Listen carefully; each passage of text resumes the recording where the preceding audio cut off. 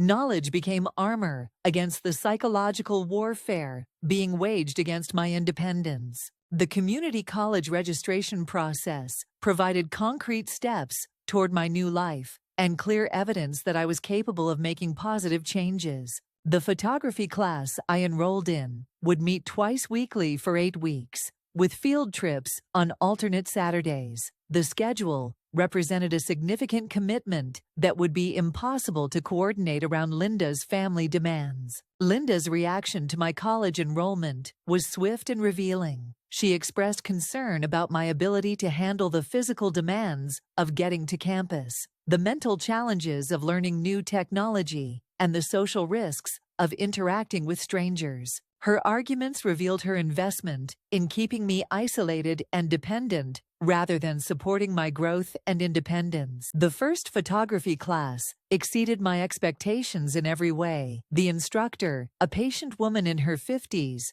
treated all students with respect and assumed we were capable of learning complex concepts. My classmates ranged in age from 30 to 85, creating a diverse community united by shared interest rather than family obligation. Learning to operate a digital camera felt empowering in ways I hadn't anticipated. The technology that Linda claimed was too complex for someone my age proved manageable with proper instruction and practice. Each successful photograph provided evidence that I was still capable of acquiring new skills and adapting to changing circumstances. The field trip to a local botanical garden provided my first opportunity to spend a full day pursuing personal interests without considering anyone else's needs or schedule. The freedom to move at my own pace, focus on subjects that caught my attention, and engage in conversations about shared interests felt almost intoxicating after years of sublimating my preferences to family demand. Caroline from the book club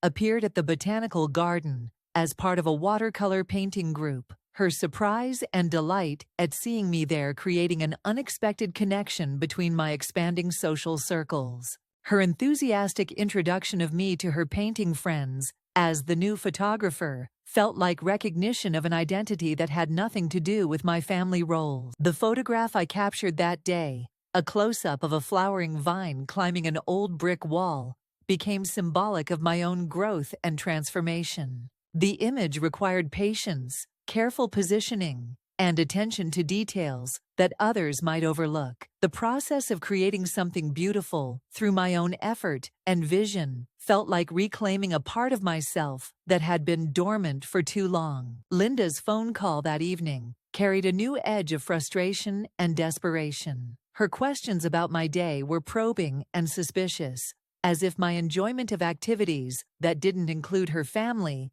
constituted some form of betrayal. Her inability to celebrate my happiness revealed the extent to which she viewed me primarily as a resource for her own benefit, rather than as a person deserving of fulfillment. The conversation ended with Linda's thinly veiled threat to limit my access to the grandchildren if I continued to prioritize strangers over family. Her attempt to use the boys as leverage in her campaign to control my behavior crossed a line that crystallized my understanding of our relationship dynamic. She saw me as someone to be managed and manipulated rather than loved and respected. The second week of photography class brought an assignment that would change my perspective on documentation and memory. Our instructor challenged us to create a photo essay about something meaningful in our lives, using images to tell a story without words.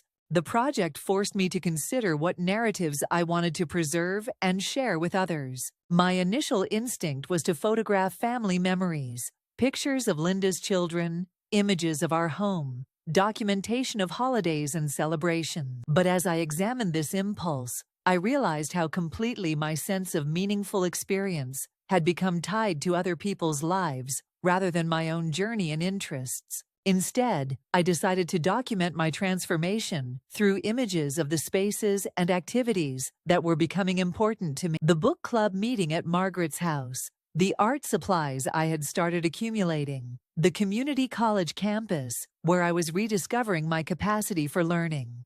Each photograph became evidence of a life being reclaimed and expanded. The process of creating this visual narrative required me to articulate what was meaningful about my current experience. The act of defining and defending my choices strengthened my conviction that this path toward independence was right and necessary. Each image represented a decision to prioritize my own growth and fulfillment. Linda's escalation of her manipulation campaign coincided with my growing confidence and clarity about my direction. Her phone calls became more frequent and aggressive, her arguments more desperate and revealing. She began involving other family members in her efforts to pressure me back into compliance with her expectation. My sister Joan called from 3 states away, clearly briefed by Linda about my concerning behavior, and armed with arguments about family loyalty and the importance of maintaining relationships with grandchildren. Her concern seemed genuine, but was based entirely on Linda's version of events, which painted me as increasingly isolated and unreasonable. The conversation with Joan provided an opportunity to practice articulating my position and defending my choices to someone outside the immediate conflict. Her initial shock at hearing my perspective revealed how effectively Linda had controlled the narrative about our relationship problem. Joan's gradual understanding and eventual support provided validation that my position was reasonable and justifiable. Mark's sister, Angela, also called, expressing concern about my well-being and suggesting that perhaps professional counseling might help me work through whatever issues were causing strain in my family relationship. Her carefully worded suggestion that I might be experiencing age-related cognitive changes was particularly insulting and revealing of the family's strategy. My response to Angela was firm and educational. I explained that setting boundaries with adult children who had become entitled and manipulative was healthy behavior, not a sign of mental decline.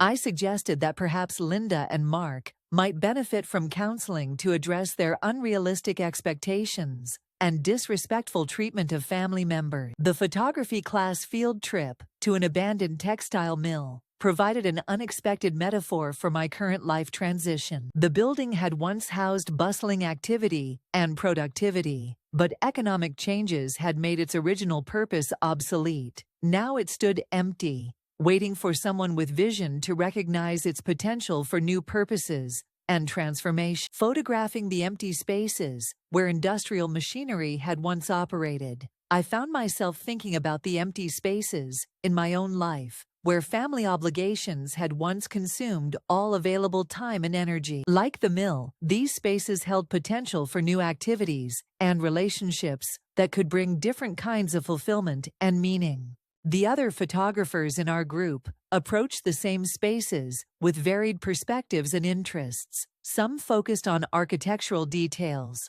others on the interplay of light and shadow, still others on the signs of nature reclaiming industrial spaces.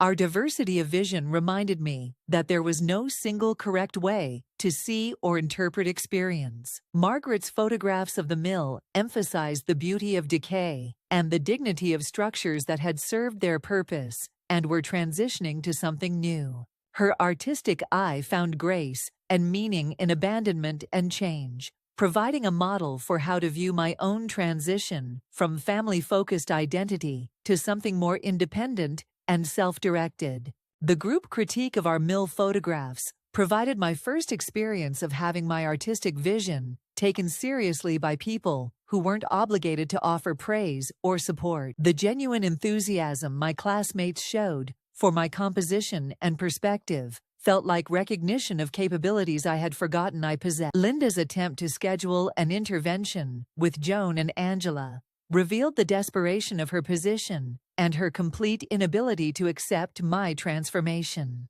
Her plan to have family members confront me about my changes and pressure me to return to my previous compliant role demonstrated how threatened she felt by my independence. My refusal to participate in this ambush meeting marked another milestone in my journey towards self-respect and autonomy. The confidence to decline Linda's demand without extensive justification or apology represented significant progress from my previous pattern of automatically accommodating her wishes regardless of their impact on my well-being. Helen's role as a witness and supporter became increasingly important as Linda's campaign intensified. Her presence during one of Linda's unannounced visits provided external validation of the manipulation and verbal abuse I was experiencing. Helen's shocked reaction to Linda's behavior confirmed that what I was enduring was not normal family disagreement, but something far more serious. The evening after Linda's particularly vicious attack on my character and decision-making capacity, Helen appeared at my door with homemade soup and quiet companionship. Her simple presence and practical care provided comfort that contrasted sharply with the conditional and manipulative affection I had been receiving from my daughter. Margaret's suggestion that I consult with an elder law attorney initially felt extreme and unnecessary. My situation seemed like a family relationship problem, rather than a legal matter requiring professional intervention. However, her gentle persistence and sharing of her own experience with family financial manipulation convinced me that professional guidance might provide protection and clarity I couldn't achieve on my own. The attorney's office was located in a modern building downtown, far removed from the suburban family dynamics that had been consuming my emotional energy. The receptionist's professional courtesy and the waiting room's atmosphere of serious business dealings reminded me that my concerns were valid enough to warrant expert attention and advice. Attorney Sarah Walsh was a woman in her early 50s who specialized in elder law and family financial abuse cases. Her direct manner and obvious expertise immediately put me at ease, while her lack of surprise at my story confirmed that my experience was unfortunately common, rather than unique or extreme. Her questions were specific and revealing, designed to uncover patterns of manipulation and control that I might not have recognized or articulated on my own. Her inquiry about Linda's access to my financial accounts revealed vulnerabilities I hadn't fully considered. Her examination of the timeline of Linda's increasing involvement in my affairs highlighted escalating boundary violations that had occurred so gradually I had barely noticed them. The legal framework she outlined for family financial abuse was both enlightening and disturbing. Linda's behavior fit established patterns that had legal implications beyond simple family dysfunction. Her attempts to control my finances while excluding me from benefits represented potential elder abuse that could have serious consequences if documented and reported properly. Learning about my rights regarding financial autonomy and decision-making capacity felt empowering in ways I hadn't expected. The assumption that I was competent to make my own choices, unless proven otherwise in court, provided legal backing for the independence I was trying to reclaim. The knowledge that Linda's attempts to question my mental capacity had no legal standing without professional evaluation was particularly liberating. Attorney Walsh's explanation of protective measures available to seniors included options I hadn't known existed: revocable trusts, limited powers of attorney, and specific banking arrangements could provide safeguards against financial manipulation while maintaining my autonomy for day-to-day decision-making. The solutions were practical and empowering, rather than restrictive or diminishing. The cost of implementing these protections was reasonable and represented an investment in my independence that seemed far more worthwhile than funding cruises for family members who didn't want my company. The documentation and legal structures would provide concrete evidence of my intentions and capacity, making future manipulation attempts much more difficult. Linda's reaction to my attorney consultation was swift and predictable. Somehow she had learned about my appointment, possibly through monitoring my activities more closely than I had realized. Her phone call that evening was filled with accusations about my paranoia and manipulation by outsiders who didn't understand our family situation. Her arguments revealed her complete inability to comprehend that I might need legal protection from my own daughter's behavior. In her worldview, family members had unlimited access to each other's resources and unlimited influence over each other's decisions. The concept that I might need boundaries and protections from her interference was apparently incomprehensible. Mark's follow-up call was more sophisticated, but equally revealing. He spoke about family trust and the damage that legal involvement could cause to our relationships. His implication was that seeking professional advice about my rights constituted betrayal of family loyalty, rather than appropriate self-protection against their increasingly aggressive manipulation. The irony of their concern about legal intervention was lost on them entirely. If their intentions toward me were truly benevolent, they should have welcomed protections that ensured my well-being and autonomy. Their opposition to safeguards revealed their investment in maintaining access and control, rather than ensuring my security and independence. Attorney Walsh's follow-up appointment focused on implementing the protections we discussed and developing strategies for communicating my decisions to family members. Her experience with similar cases provided specific language and approaches that would minimize conflict while establishing firm boundaries around my financial and personal autonomy. The new banking arrangements felt like putting on armor against future attacks: separate accounts with restricted access, automatic transfers for essential expenses, and clear documentation of my capacity and intentions created multiple barriers against manipulation and control. The peace of mind was worth far more than the modest fees involved. Helen's presence as a witness for the legal documents provided additional protection and validation of my decision-making capacity. Her willingness to testify about Linda's behavior, if necessary, demonstrated the value of having observant and supportive neighbors. Her friendship had become one of the most valuable aspects of my transformation. The photography class's final project deadline provided a positive focus during this period of legal preparation and family conflict. Creating a cohesive photo essay about my journey toward independence required me to articulate the narrative of my transformation and identify the key elements that had made change possible. The images I selected for my final presentation told a story of gradual awakening, growing confidence, and expanding horizons. Pictures of the book club meeting, my college classroom, the botanical garden, and new friendships documented a life becoming richer and more authentic, rather than narrower and more isolated as Linda claimed. The positive response from my classmates and instructor to my photo essay provided external validation that my story was inspiring rather than concerning. Their enthusiasm for my journey and obvious respect for my artistic vision contrasted sharply with my family's negative assessment of my transformation.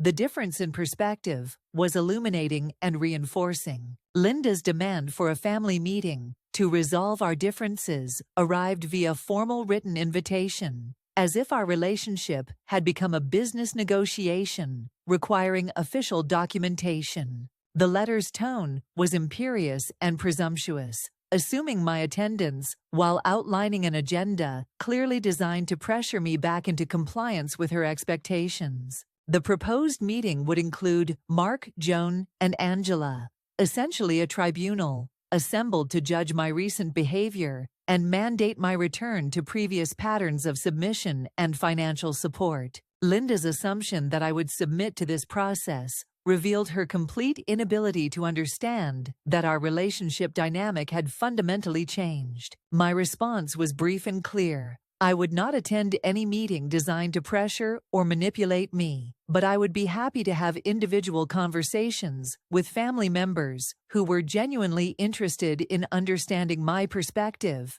and rebuilding our relationship on terms of mutual respect. Helen's presence when Linda arrived for what turned out to be our final confrontation provided crucial support and witness testimony. Linda's initial attempt to dismiss Helen from the conversation revealed her preference for conducting these battles in private, where witnesses couldn't observe her behavior. The conversation that followed was unlike any interaction Linda and I had ever had. Her usual strategies, guilt, emotional manipulation, financial pressure, and veiled threats, met consistent resistance and clear boundaries. Each attempt to control the narrative or shift blame was deflected with facts, documentation, and firm refusal to accept responsibility for her emotions or choices. Linda's frustration with her inability to manipulate me into compliance led to increasingly desperate and revealing arguments. She actually stated that my role as her mother obligated me to provide financial support for her family's lifestyle preferences,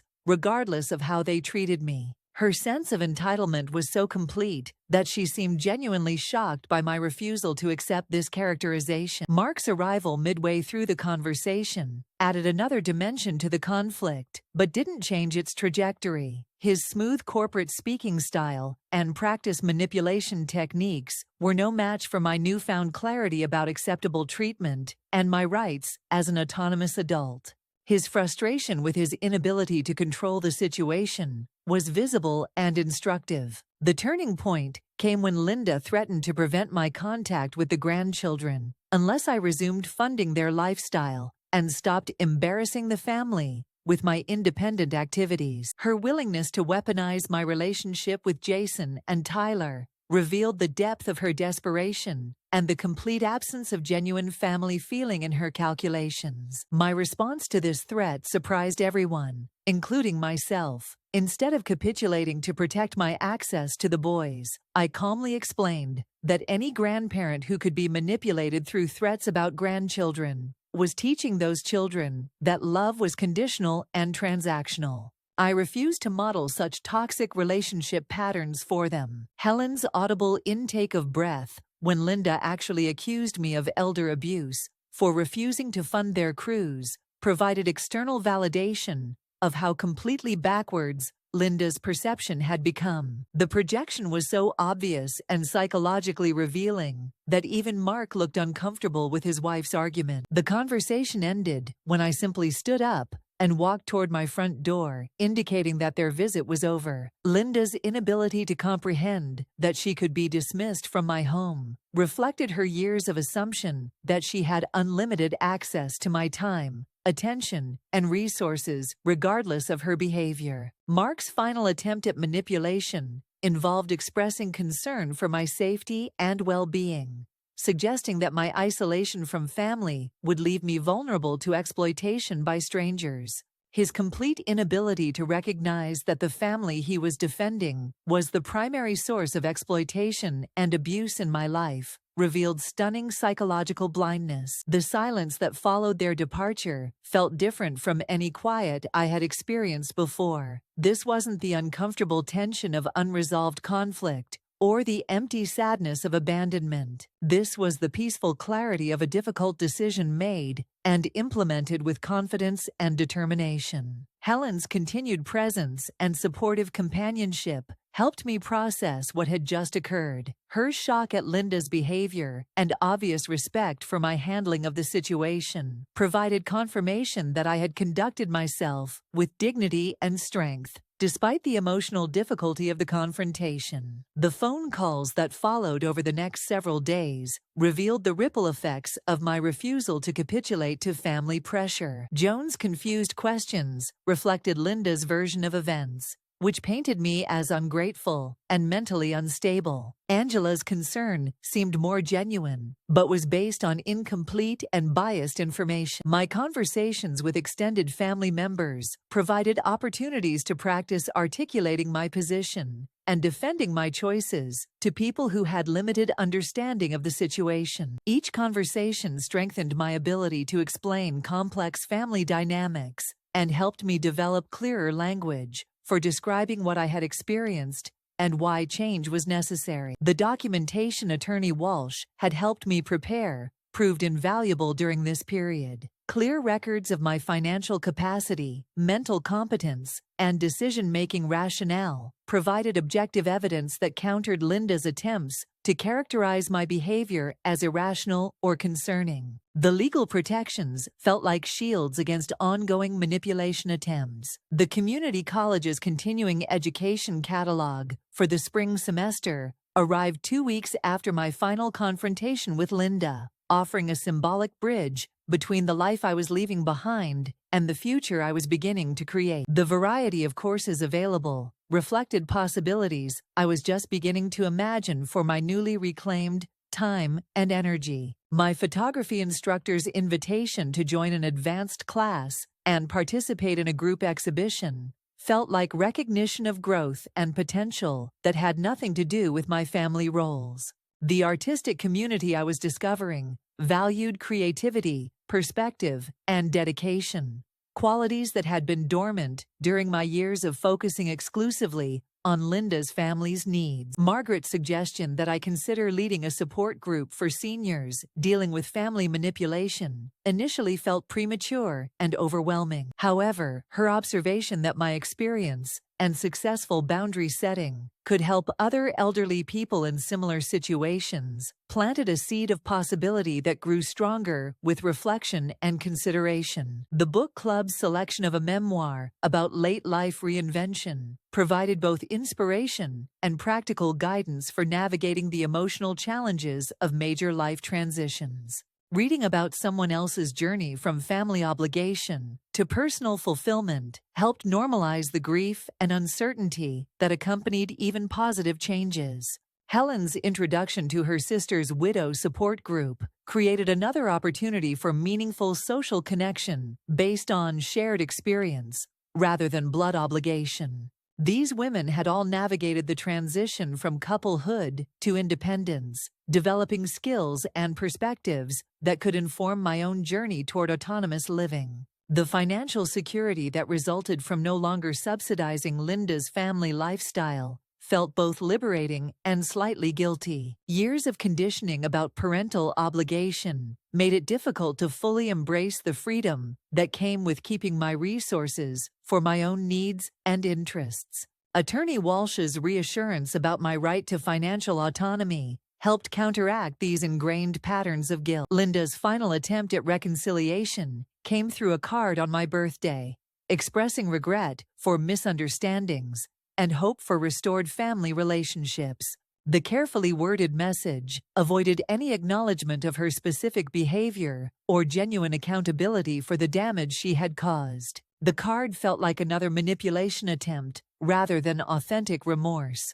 My response to Linda's birthday outreach was measured and conditional. I expressed willingness to rebuild our relationship if she was prepared to demonstrate genuine respect for my autonomy and commit to treating me with the dignity that every person deserves, regardless of age or family role. The ball was clear. The silence that followed my conditional response provided its own answer about Linda's willingness to change her approach to our relationship. Her apparent inability to imagine treating me as an equal adult rather than a resource to be managed revealed how deeply entrenched her attitudes had become over the years. Jason's unexpected phone call on my 72nd birthday provided a glimpse of hope for intergenerational connection that might transcend his parents' toxic pattern. His awkward but genuine questions about my photography class and new activities suggested curiosity about my life that went beyond family obligation or parental coaching.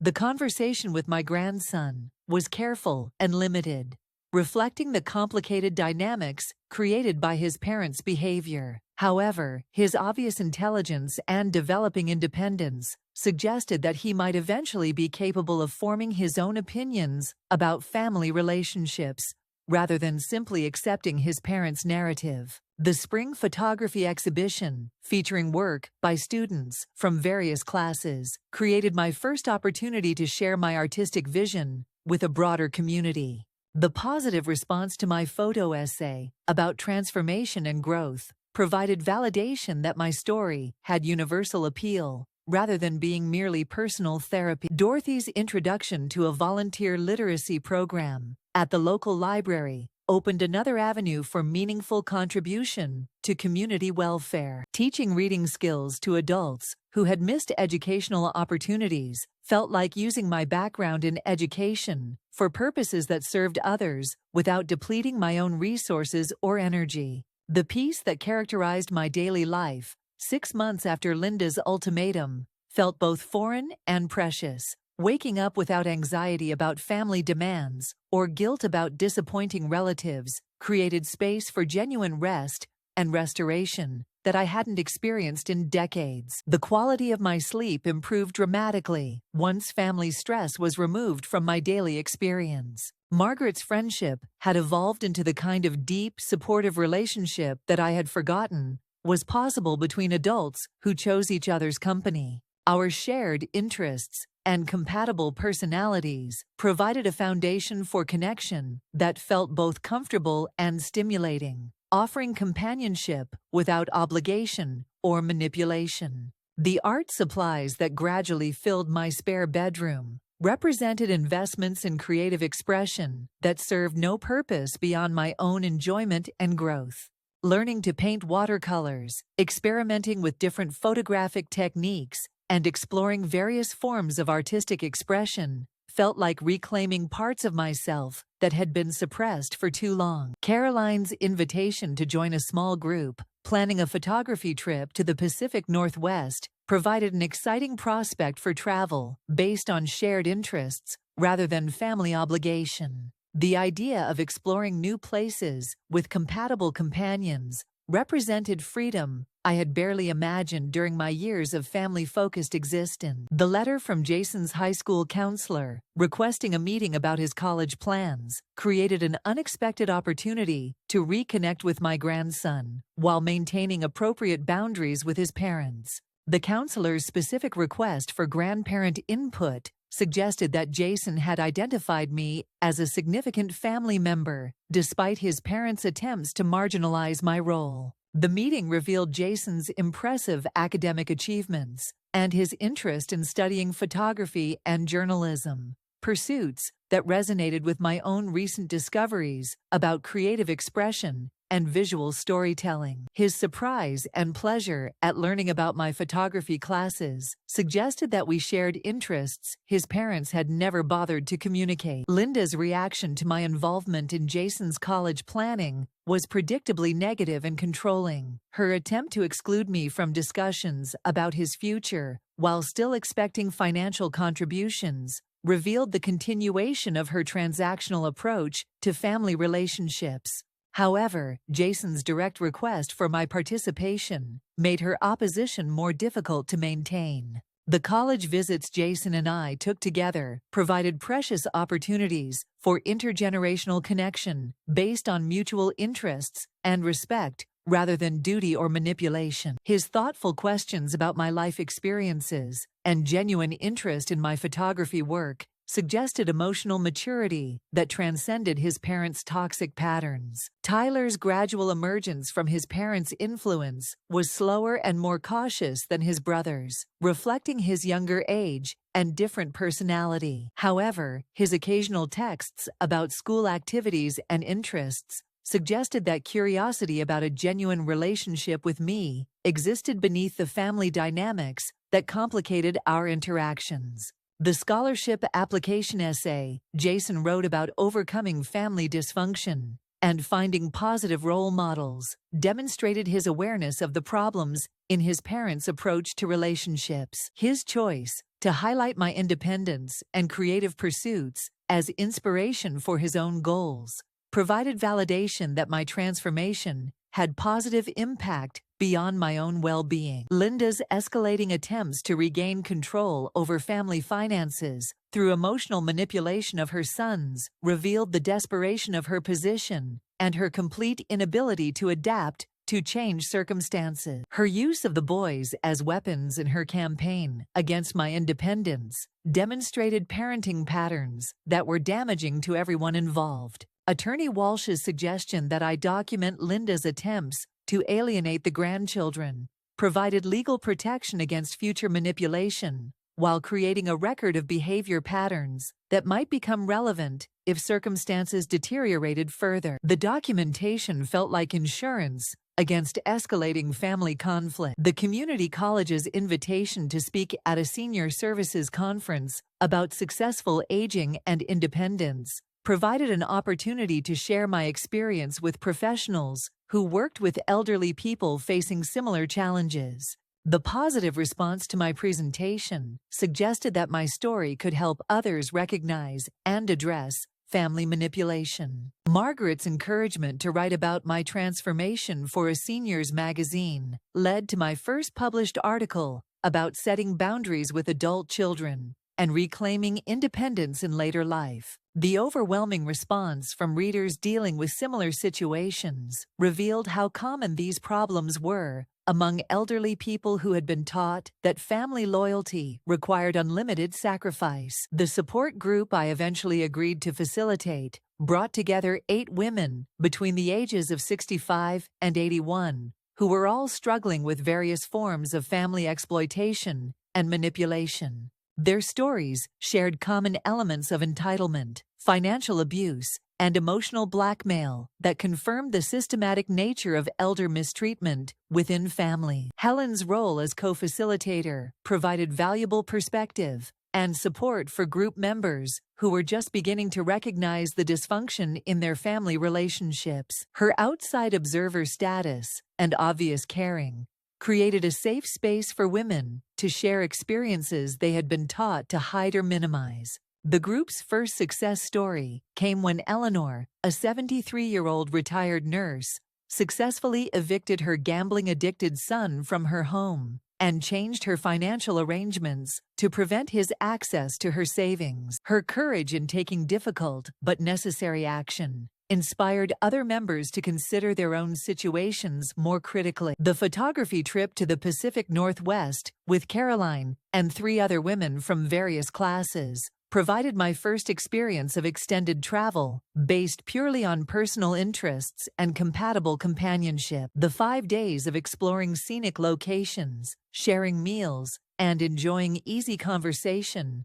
felt like a preview of possibilities for future adventures. The images I captured during that trip reflected a confidence and artistic vision that had developed through months of practice and encouragement from supportive friends. The photographs documented not just beautiful landscapes, but also the joy and freedom that came from pursuing activities that nourished my spirit rather than depleted my energy. Linda's attempts to guilt me about missing Tyler's birthday celebration while I was traveling revealed her continued inability to accept that my time and priorities were no longer automatically available for her family's convenience. Her assumption that my own plans should be subordinated to their schedule demonstrated unchanged attitudes despite months of clear boundaries. The invitation to Jason's high school graduation created a test of my ability to participate in family events while maintaining the boundaries that protected my well-being and self-respect.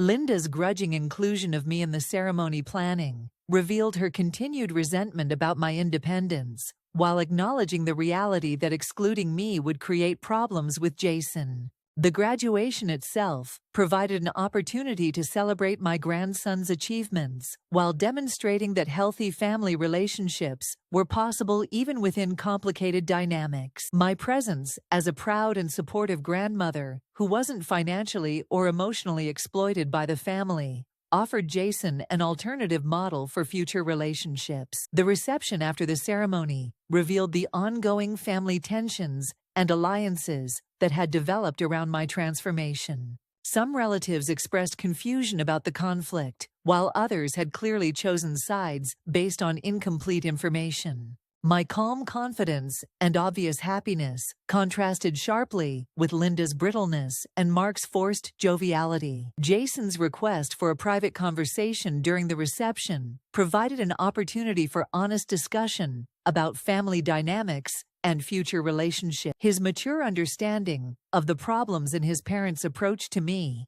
combined with his appreciation for my support during college planning, suggested hope for ongoing connection despite family pressures. Tyler's graduation 2 years later marked another milestone in family evolution and my own continued growth. By then, my support group had helped dozens of elderly women reclaim their independence. My photography had been featured in several exhibitions, and my volunteer work with literacy programs had become a significant part of my identity. The book I eventually wrote about my transformation from family victim to independent elder became a resource for seniors dealing with similar challenges and their families who wanted to understand healthier relationship dynamics. The positive response from readers and mental health professionals confirmed that my experience could help others navigate comparable transitions. Linda's eventual appearance at one of my book signings represented a significant shift in her willingness to acknowledge my separate identity and accomplishments.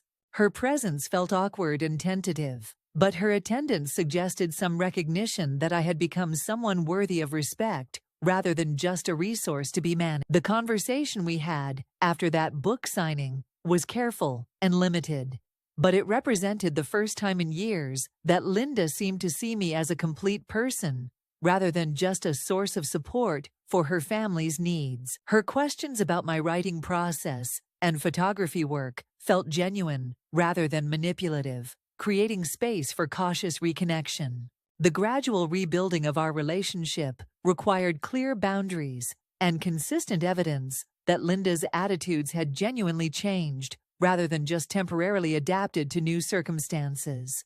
Trust had to be earned through demonstrated respect for my autonomy and recognition of my right to independent decision-making about my time, money, and energy. Margaret's observation that my transformation had inspired several other women in our community to examine their own family relationships provided perspective on the broader impact of personal change. Individual courage to challenge dysfunctional patterns could create ripple effects that benefited others who witnessed authentic self-respect in action. The 75th birthday celebration I planned for myself reflected the fullness and richness my life had achieved through prioritizing genuine relationships over obligatory ones. The guest list included friends from various activities and interests rather than just family members, creating a gathering that truly honored who I had become rather than who I had been expected to remain. Helen's toast at that birthday celebration summarized the journey I had taken from family victim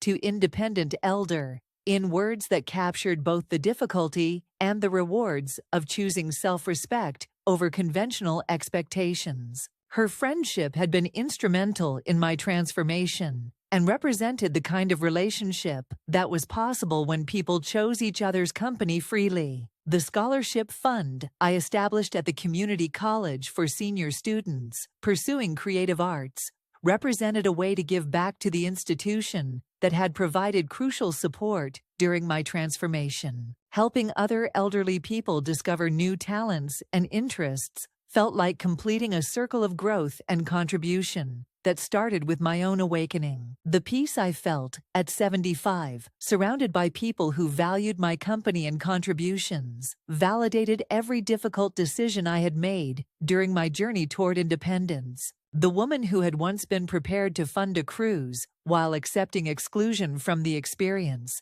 had become someone who commanded respect and chose her own adventures with compatible companions. The morning light streaming through my kitchen window carries different meaning now than it did 5 years ago, when I sat in that travel agency feeling my world collapse around Linda's cruel ultimatum. This light illuminates a space that belongs completely to me, filled with evidence of a life being lived according to my own values and interests rather than someone else's convenience. My photography equipment sits ready for today's planned expedition to capture early spring wildflowers with Caroline and 3 other friends who share my passion for documenting natural beauty. The camera that once felt foreign and complicated has become an extension of my vision, allowing me to create images that reflect my perspective and artistic sensibilities. The book club meets this afternoon to discuss a novel about late-life romance, a topic that would have seemed irrelevant during my years of complete focus on Linda's family needs. Now the subject feels full of possibility, reflecting changes in my life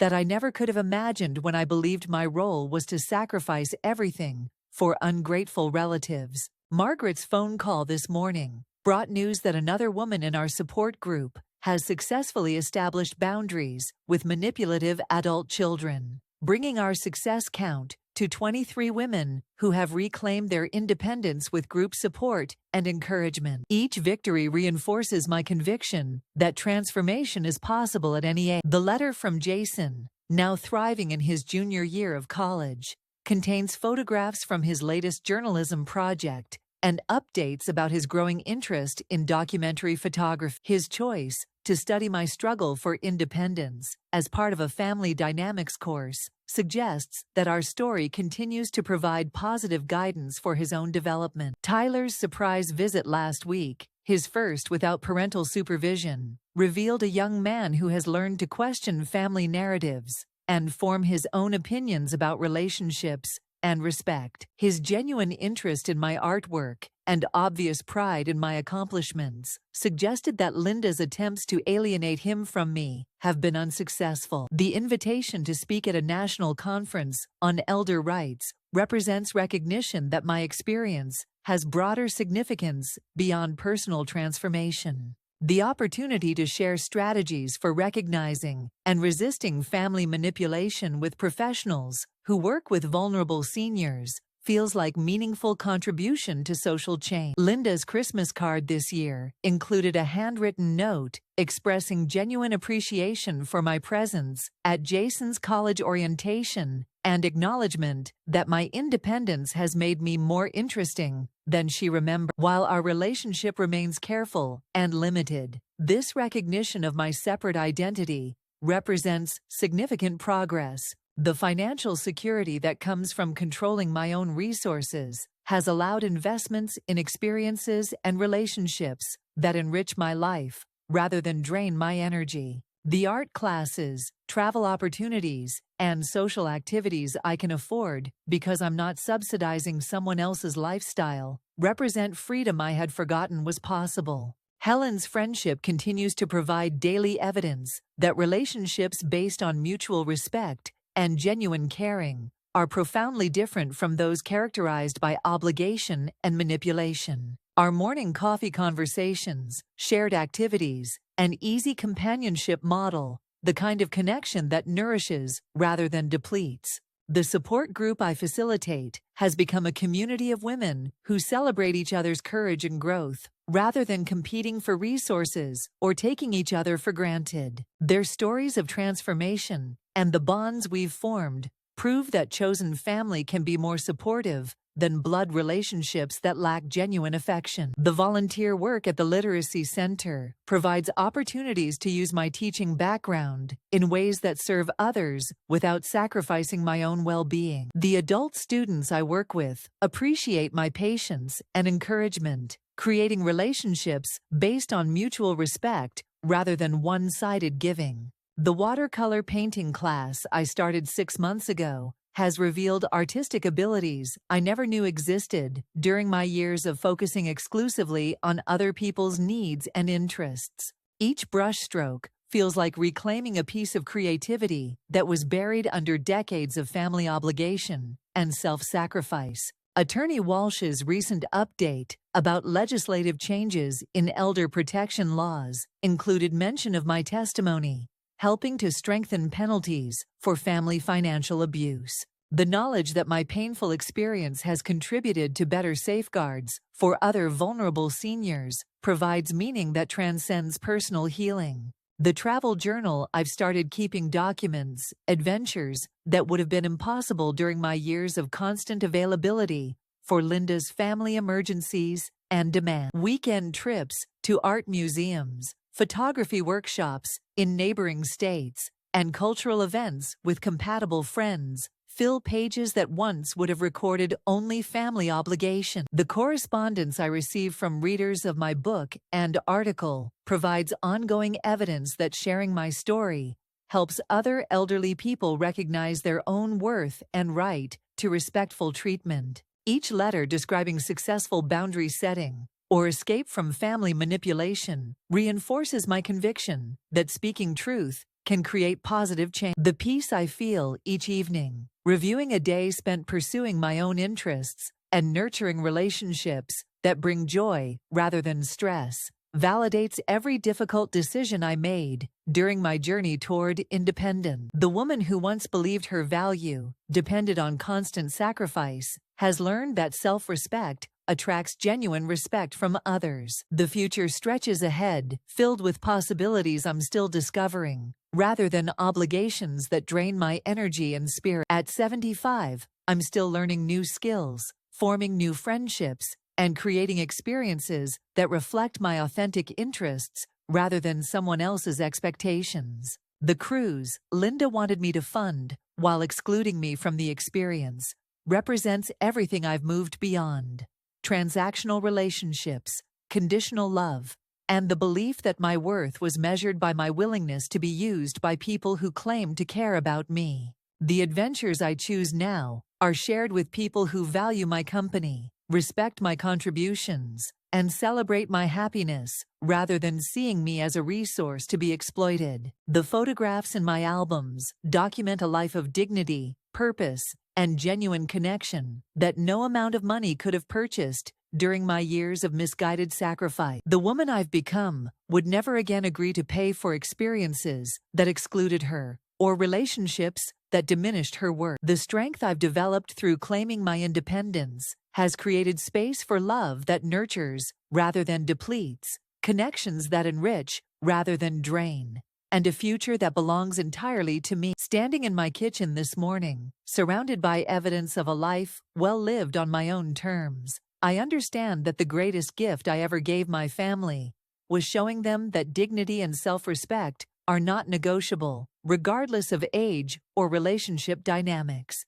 Whether they choose to learn from my example is their decision to make. The cruise ship that sails without me carries passengers who will create memories built on manipulation and entitlement. The journey I've chosen has taken me to destinations far more valuable than any vacation funded through exploitation could have provided. Today, like every day since I learned to say no to disrespect and yes to my own worth, belongs entirely to me. The freedom to choose my companions, activities, and priorities based on what brings genuine joy and fulfillment represents wealth that no inheritance could match and peace that no family drama can disturb. The story that began with a devastating rejection in a travel agency has become a testament to the power of late-life transformation and the possibility of finding authentic happiness when we finally learn to honor our own worth. The cruise I didn't take led me to discoveries more valuable than any Mediterranean sunset could have provided. 3 years have passed since I wrote those final words, and life continues to unfold with richness I could never have imagined during my years of family-focused existence. The photo exhibition currently hanging in the community center features work from my advanced photography students, elderly artists who discovered their creative voices after decades of believing their productive years were behind them. Jason graduated with honors and landed a position with a respected news organization. His success built on foundation of genuine achievement rather than family financial support. His wedding invitation included a special request for me to photograph the ceremony, recognition of both my artistic skills and my important place in his life, despite family complications. Linda's appearance at that wedding reception marked another milestone in our slowly evolving relationship. Her conversation with other guests about her mother's artistic accomplishments and community involvement revealed pride that she had never previously expressed. Change happens gradually, but it does happen when people are willing to grow. The book tour for my memoir about elder independence took me to 15 cities, where I met hundreds of people whose stories echoed elements of my own journey. The universal themes of dignity, respect, and the courage to change course when relationships become toxic resonated across cultures, economic levels, and family structures. The scholarship program I established has helped 37 seniors pursue creative education, each representing a life transformed through discovery of new passions and capabilities. Their artwork, writing, and performances provide ongoing evidence that creativity and growth continue throughout the entire lifespan when people are free to explore their authentic interests. Margaret's friendship remains one of the most treasured aspects of my life, a relationship that has deepened through shared adventures, mutual support during health challenges, and the easy companionship that comes from choosing each other's company freely. Her example of graceful aging continues to inspire my own approach to growing older with dignity and purpose. The support group has evolved into a network of women who celebrate each other's victories, provide comfort during setbacks, and model healthy relationships for family members who are willing to learn better ways of connecting. Several participants have successfully reconciled with relatives who learn to offer genuine respect rather than conditional acceptance. Helen's role as witness to my transformation, and continued presence as neighbor and friend, represents the value of community connections that develop naturally through shared proximity and compatible personalities. Her garden parties bring together people from various backgrounds who have formed friendships based on mutual interest rather than obligation. The question I'm asked most frequently during speaking engagements is whether I have any regrets about the choices I made when Linda demanded I fund their cruise while accepting exclusion from the experience. The answer is always the same. My only regret is that I waited so long to recognize my own worth and demand appropriate treatment. The life I've built since that pivotal moment in the travel agency reflects authentic priorities and genuine relationships that bring joy rather than stress. Each morning brings opportunities to choose activities and companions based on what nurtures my spirit, rather than what someone else demands for their convenience. The legacy I'm creating through my writing, teaching, and advocacy work will outlast any material inheritance I might have provided to family members who saw me primarily as a funding source. The impact of inspiring even one person to claim their own dignity and independence represents wealth that enriches generations. The sunrise I watch from my kitchen window each morning illuminates a world full of possibilities for connection, creativity, and contribution that honor the wisdom gained through 7 decades of living. The journey that began with rejection and exclusion has led to acceptance and inclusion in communities that celebrate rather than exploit the gifts that come with age and experience. The cruise ship that sailed without me disappeared into the horizon years ago, but the voyage I began when I learned to value myself continues with each new day, each new friendship, each new opportunity to live according to my own values rather than someone else's expectations. At 78, I understand that the most important destination any of us can reach is self-respect, and the most valuable companions for life's journey are those who appreciate our authentic selves rather than what we can provide for their benefit. The ticket to that cruise cost far more than money. It would have cost my dignity, and that price was simply too high to pay.